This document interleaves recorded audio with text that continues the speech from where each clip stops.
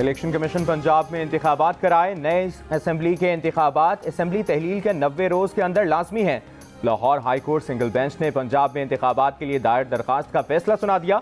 अदालत ने election commission से कहा है कि वो आइन के अंदर दी गई मुद्दत के मुताबिक पंजाब असम्बली इलेक्शन की तारीख का ऐलान करे। फैसले पर तहरीक इंसाफ का इत्मीनान का इजहार। हम्माद अजहर और शहबाज गिल ने कहा कि 48 घंटों में इलेक्शन शेड्यूल का ना हुआ तो हुक्मरानों पर आइन शिकनी की दफात लगेंगी। 2 सूबों के साथ जनरल इलेक्शंस का ऐलान भी होना चाहिए। साबिक वज़ीर आला पंजाब चौधरी परवेज इलाही ने कहा है कि इस फैसले से अदलिया के वक़ार में इजाफा हुआ है।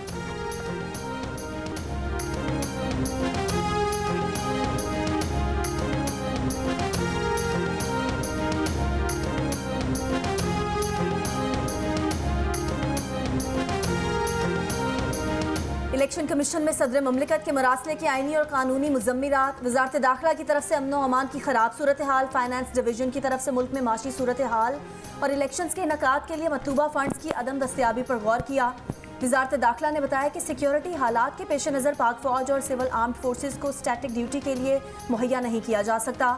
इजलास में सिक्योरिटी खदशात और दीगर अवामिल पर गौर किया गया जो कि पुरअमन इंतखाबात के इनकाद के लिए ज़रूरी हैं।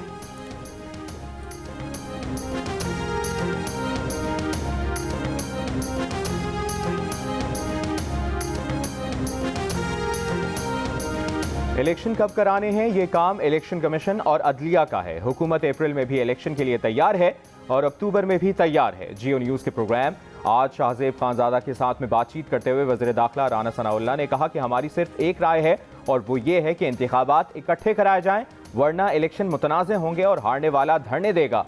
इलेक्शन कमीशन को वज़ारत ख़जाना ने माली सूरत हाल का बता दिया है। मरदमशुमारी भी जारी है। मार्च में बच्चों के इम्तिहानात भी होने हैं। ये हक़ाइक़ इलेक्शन कमीशन के सामने रखे जाएंगे। फैसला इलेक्शन कमीशन को करना है। इसके होते जो कुछ हो सका वो हुकूमत करेगी।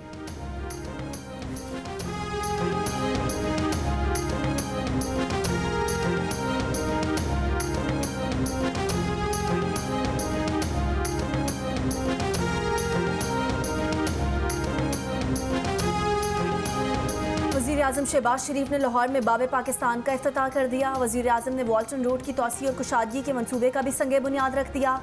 इफ्तिताही तकरीब से खिताब करते हुए वज़ीर आज़म ने कहा कि आज फिर हम इस तारीखी मकाम पर इकट्ठे हुए हैं। इस मंसूबे पर अरबों रुपए का गबन किया गया है। बाबे पाकिस्तान का मंसूबा दुनिया को पाकिस्तान के क़याम की तारीख बताएगा। बाबे पाकिस्तान का तारीखी मकाम अजीम पाकिस्तानियों की कुर्बानी को याद दिलाता है।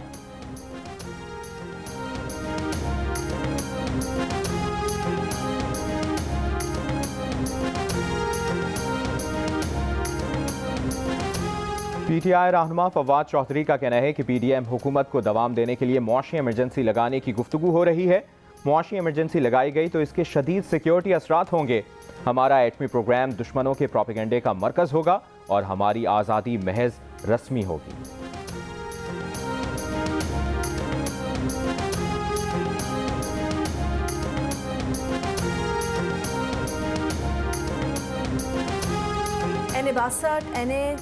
बासठ रावलपिंडी की रिटर्निंग अफसर ने शेख रशीद के कागजात नामजदगी दुरुस्त करार दे दिए। शेख रशीद के नुमाइंदे शेख राशिद शफीक आर नौशीन अस्टार के सामने पेश हुए। अभी तक शेख रशीद के कागजात नामजदगी पर कोई एतराज़ात नहीं आए। शेख रशीद को अडयाला जेल हुकाम की जानिब से रिटर्निंग अफसर के सामने पेशी की इजाज़त नहीं मिली।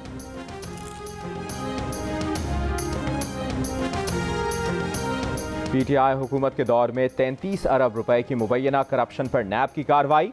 सूबा खैबर पख्तूनख्वा में खैबर, मोहम्मद और बाजोड़ में तरक्याती कामों के फंड्स की खुर्द-बुर्द पर इंक्वायरी की तकमील के बाद तहकीकात हतमी मरहले में दाखिल हो गए।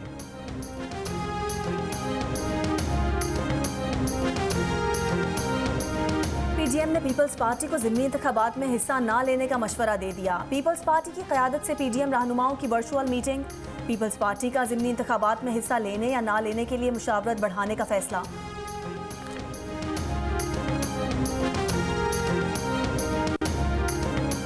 गिलगित बल्तिस्तान के ज़िला स्तोर और दियामर में वक्फे के साथ बर्फबारी का सिलसिला जारी। मुख्तलिफ इलाकों की राबता सड़कें ब्लॉक हैं। शदीद बर्फबारी से बालाई वादियों की राबता सड़कें बंद हो गई।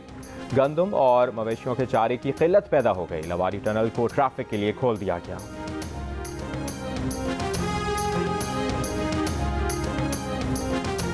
पंजाब में आटे के नए बहरान के खतरात पैदा हो गए। फ्लावर मिल्स एसोसिएशन का पीर से हड़ताल का ऐलान। सरकारी गंदम के कोटे की फराहमी पर महकमा खुराक और फ्लावर मिल्स के दरमियान तनाज़ा शिद्दत इख्तियार कर गया।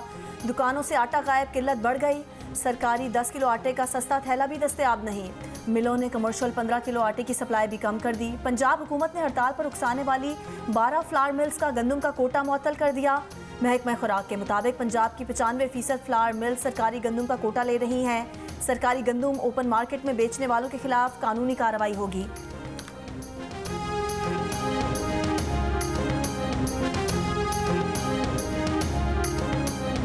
इमरान खान ने दावा किया है कि जनरल बाजवा ने मान लिया है कि रिजीम चेंज इन्होंने किया था।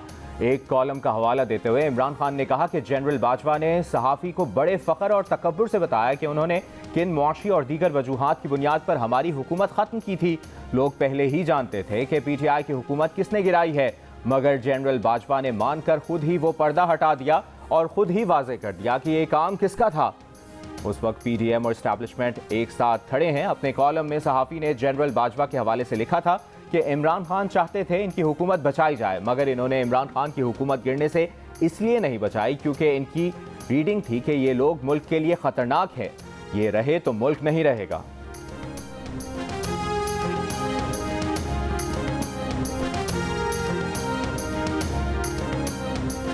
जिस टोले ने इमरान को मुसल्लत किया, उन्होंने तस्लीम कर लिया है कि उनसे गलती हुई कि उस बदबख्त को मुल्क पर मुसल्लत किया जो मुल्क को किसी हादसे से दो चार करने वाला था। वज़ीर दाखिला राना सनाउल्लाह की जियो न्यूज़ के प्रोग्राम आज शाहजेब खानजादा के साथ में गुफ्तगू। कहा मुस्लिम लीग नून जनरल बाजवा के साथ किसी समझौते में शामिल नहीं थी।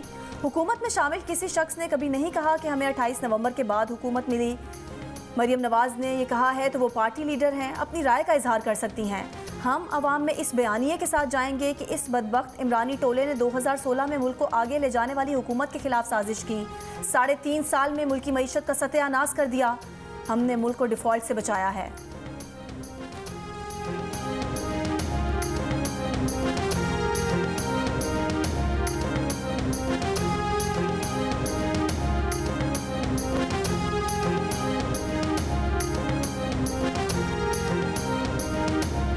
साबिक वज़ीर ख़ज़ाना शौकत तरीन ने अपने करप्शन केसेस के हवाले से जनरल फैज़ हमीद से सिफारिश की तस्दीक कर दी। एक इंटरव्यू में कहा कि जनरल फैज़ ने कभी नहीं कहा कि आपका ये केस ख़त्म करा दूंगा और मैंने कभी किसी को ये नहीं कहा कि आप जाकर मेरी तरफदारी करें। एक सहाफ़ी के कॉलम जो रिमार्क्स हैं नहीं समझता कि बाजवा साहब ने दिए होंगे, लेकिन अगर दिए हैं तो उन्होंने ये कोई अच्छी और सोच समझकर बात नहीं की। एक सहाफ़ी ने अपने कॉलम में जनरल बाजवा के हवाले से बताया था कि जनरल फैज़ ने शौकत तरीन के नैब केसेस ख़त्म कराए। पाकिस्तानी रेस्क्यू टीम ने तुर्की में इमदादी कार्रवाइयों में अपनी जानें खतरे में डालकर मलबे में फंसी खातून की दोनों टांगें बचा लीं। उन्हें बहिफाजत जिंदा निकाल लिया। पाकिस्तानी रेस्क्यू वर्कर दीबा का कहना है कि खातून इस बुरी तरह मलबे में दबी हुई थी कि इम्कान था कि उनकी एक टांग काट कर ही उन्हें निकाला जा सकता है। टीम की महारत और जज्बा हमदर्दी से खातून को बहिफाजत निकालना मुमकिन बनाया जा सका। तुर्की और शाम में अमवात की तादाद 24,000 से बढ़ चुकी है। तुर्की में ज़लज़ले से ज़ख्मी अफराद की तादाद 80,000 हो चुकी है। इमदाद से लदे अक़वाम मुत्तहिदा के 4 ट्रक शाम पहुँच गए। तुर्की में ज़लज़ले से मुतासरा इलाकों में फंसे 15 तलबा लाहौर पहुँच गए। अल्लामा इकबाल इंटरनेशनल एयरपोर्ट से तमाम तलबा अपने अपने आबाई इलाकों की तरफ रवाना हो गए।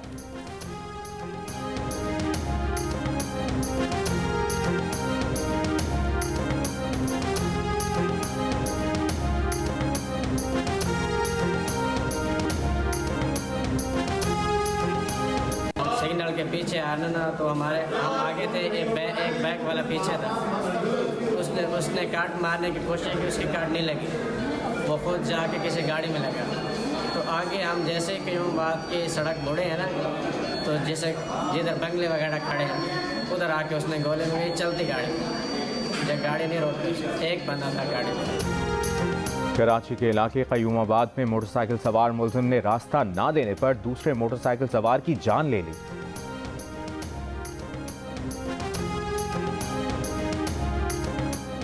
कराची के जिना अस्पताल के गायनी वार्ड से खातून के मुबैना तौर पर लापता होने का मुकदमा दर्ज कर लिया गया। पुलिस का कहना है खातून की 2.5 साल कबल शादी हुई थी।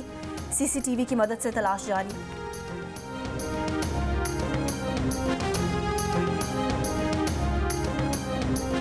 सियालकोट में जनरल बस स्टैंड से मशकूक पार्सल से खातून के जिस्मानी आज़ा मिले हैं, जिनको DNA के लिए लाहौर भिजवा दिया गया। इब्तदाई तफ्तीश के मुताबिक आज़ा से खातून की उम्र 25 से 30 साल के दरमियान है। बस स्टैंड पर काम करने वाले तमाम अमले का डेटा लिया जा रहा है। तहकीकात के लिए CCTV कैमरों से भी मदद ली जा रही है।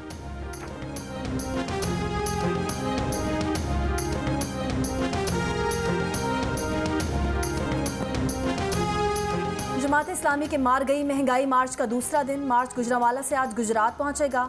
अमीर जमात इस्लामी सिराजुल हक का कहना है कि मुल्क में इंसाफ हो तो लोग मईशत ठीक कर लेंगे। इदारों पर लोगों का एतमाद खत्म हो रहा है।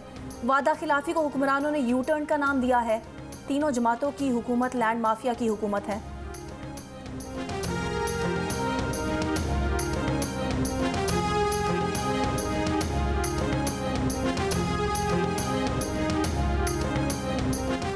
कराची में ऑल सिटी ताजिर इत्तेहाद एसोसिएशन की जानिब से बोल्टन मार्केट पर एहतजाजी कैंप लगा दिया गया। चेयरमैन ऑल सिटी ताजिर इत्तेहाद शर्जील गोपलानी का कहना है कि एहतजाज मौशी मसाइल, हुकूमती नाक़िस पॉलिसियों, सनत और कारोबार को तबाह करने के खिलाफ किया जा रहा है। हुकूमत के साथ हर मुमकिन ताउन के लिए तैयार है।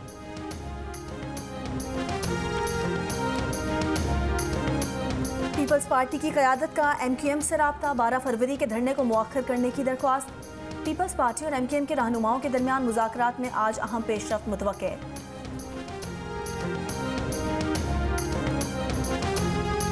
खाना ठंडा क्यों दिया, आप इसे बाहर शौहर ने फ्राइंग पैन दे मारा।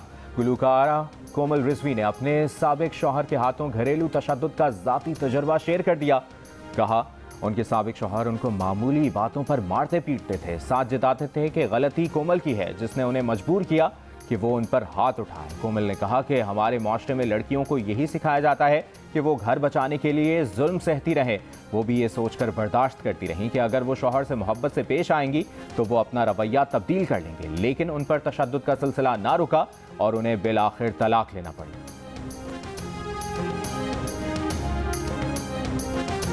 मारूफ शायर, अदीब और ड्रामा नवीस अमजद इस्लाम अमजद को लाहौर में सुपुर्द खाक कर दिया गया। उनका कल 78 बरस की उम्र में दिल का दौरा पड़ने से इंतकाल हुआ था। उनके बेहतरीन ड्रामों में दहलीज, वारिस, समंदर और दिन शामिल हैं। उनकी शायरी के कई मजमूए अवाम में मकबूल हुए। कॉलम और सफ़रनामे भी खूब लिखे। अमजद इस्लाम अमजद को उनके फ़न के एतराफ़ में सितारा इम्तियाज़, तमग़ा हुस्न कारकर्दगी और बुलान अवार्ड समेत कई कौमी और बैनुल-अक़वामी एज़ाज़ात से नवाजा गया। अमजद इस्लाम अमजद ने वफ़ात से 5 दिन पहले रोज़ा रसूल सल्लल्लाहु अलैहि वसल्लम पर हाज़िरी की सआदत हासिल की थी और मस्जिद नबवी में अपना कलाम भी पेश किया था।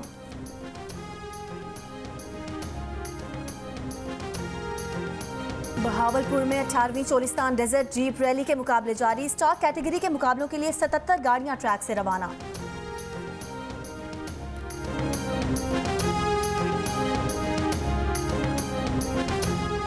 लाहौर में पाकिस्तान लिटरेचर फेस्टिवल का आज दूसरा दिन। शोबिज़, न्यूज़ और अदब की नामवर शख्सियात की शिरकत। पहला सेशन अमजद इस्लाम अमजद के सोग में डूबा रहा। पहले सेशन में अमजद इस्लाम अमजद ने शरीक होना था। फेस्टिवल में हालात हाजरा, शोबिज़ और अदब के मौज़ूआत पर सेशंस। फोक गुलकार साईं ज़हूर और अली असमत ने समा बांध दिया। शायरीन ने भरपूर सराहा। जियो, जंग और दी न्यूज़ इवेंट के मीडिया पार्टनर हैं।